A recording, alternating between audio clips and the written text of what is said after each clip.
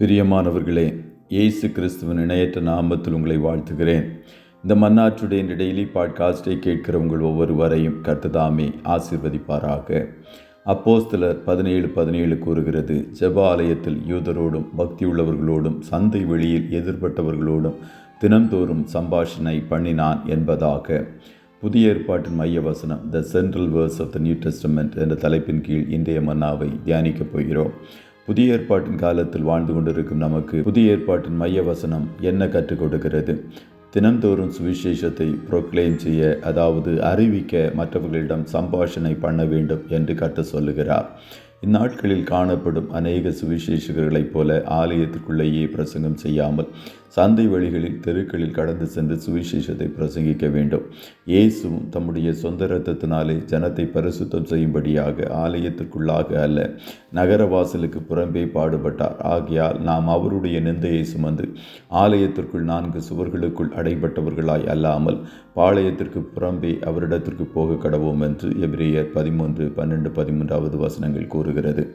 இயேசுவுக்கு வழியை ஆயத்தம் பண்ண வந்த யோவான் ஸ்நானகனும் ஆலயத்துக்குள்ளேயே தன்னை முடக்காமல் யோர்தான் நதிக்கு அருகான தேசமெங்கும் போய் பாவ மன்னிப்புக்கு என்று மனம் திரும்புதலுக்கு ஏற்ற ஞான ஸ்நானத்தை குறித்து பிரசங்கித்தான் என்று லூக்கா 3:6 கூறுகிறது. இயேசு கடலோரங்கள், கல்லறைகள், சந்தை வெளிகளிலே அதிகமாய் பிரசங்கம் செய்தார்.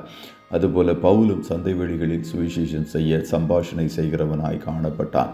பேசாவிட்டால் சுவிசேஷத்தை நாம் விதைக்க முடியாது. ஒரு பிச்சைக்காரன் மற்றொரு பிச்சைக்காரனிடம் சோறு எங்கே கிடைக்கிறது என்று சொல்லுவதே நற்செய்தி அறிவிப்பு என்றார் ஒரு ஊழியக்காரர். அதுபோல மற்ற அப்போஸ்தலர்களும் வீதிகளிலே அதிகமாக அற்புதங்களை செய்தார்கள். பேதுருவும் யோவானும் 40 வயதான ஒருவனை சுகப்படுத்தியது ஆலயத்திற்கு வெளியே. பிணியாளிகளை படுக்கைகளின் மேலும் கட்டில்களின் மேலும் கிடத்தி பேதுரு நடந்து போகையில் அவனுடைய நிழலாகிலும் அவர்களில் சிலர் மேல் படும்படிக்கு அவர்களை வெளியே வீதியில் கொண்டு வந்து வைத்தார்கள் என்று அப்போஸ்தலர் 5:15 கூறுகிறது.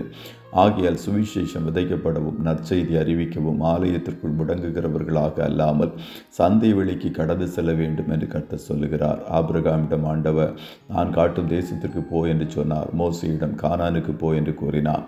எரேமியாவிடம் தேசங்களுக்கு, நாடுகளுக்கு போ என்று கூறினார். பேதுரு யோவானிடம் மனிதரை பிடிக்கப் போங்கள் என்று கூறினார். பவுலிடம் மக்கதோனியாவுக்கு போ என்று கூறினார். பேதுருவிடம் கொர்நேலியுவின் வீட்டுக்கு போ என்று கூறினார்.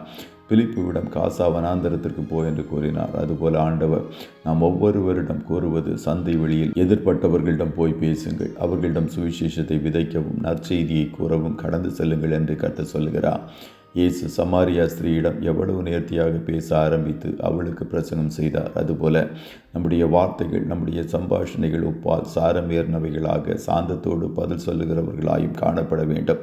இப்படியாக எதிர்பட்டவர்களுக்கு, சந்தை வெளியில் இருக்கும் அனைவருக்கும் சுவிசேஷம் சொல்ல வேண்டும் என்பதே புதிய ஏற்பாட்டின் மைய வசனத்திலிருந்து நாம் கற்றுக்கொள்ளுகிற பாடமாய் காணப்படுகிறது.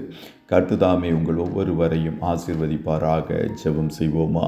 நல்ல தகப்பனே, உம்மை நன்றியோடு துதிக்கிறோம். இந்த மன்னாற்றுடைய இந்த டெய்லி பாட்காஸ்டை கேட்கிற முடிய பிள்ளைகள் ஒவ்வொருவரையும் கர்த்தர் ஆசீர்வதிப்பீராக. அப்பா, சமயம் கிடைத்தாலும் இல்லை என்றாலும் சுவிசேஷத்தை எப்படி ஆயினும் மற்றவர்களுக்கு நாங்கள் எடுத்து செல்ல கர்த்தர் கிருபை தருவீராக. ஆலயத்திற்குள்ளாய் மாத்திரமல்ல, வெளியேயும் கர்த்தருடைய வார்த்தையை மற்றவர்களுக்கு ஆண்டவரை நாங்கள் சொல்லுவதற்கு கர்த்தர் ஒவ்வொருவருக்குள்ளும் ஒரு எழுப்புதலை இந்த நாட்களில் கட்டளையிடுவீராக. இந்த நாட்கள் கர்த்தருடைய பிள்ளைகள் பேசுகிற நாட்கள் என்பதை உணர்ந்து ஆண்டவரே உம்முடைய வார்த்தைகளை மற்றவர்களிடம் பகிர்ந்து கொள்ள ஒரு சுவிசேஷ பாரத்தை எங்களுக்குள்ளாய் தாரும். இன்றைய தினம் உம்முடைய பிள்ளைகள் கையிடுகிற வேலைகளை ஆசீர்வதியும், போக்கிலும் வரத்திலும் உடனிரும். கண்மணி போல காத்தருளும். ஆட்டுக்குட்டியானவருடைய இரத்தத்தின் பாதுகாப்பிற்குள்ளாய் ஒவ்வொருவரையும் கொடுத்து இயேசுவின் நாமத்தில் வாழ்த்தி ஜெபிக்கிறோம் நல்ல பிதாவே. ஆமென்.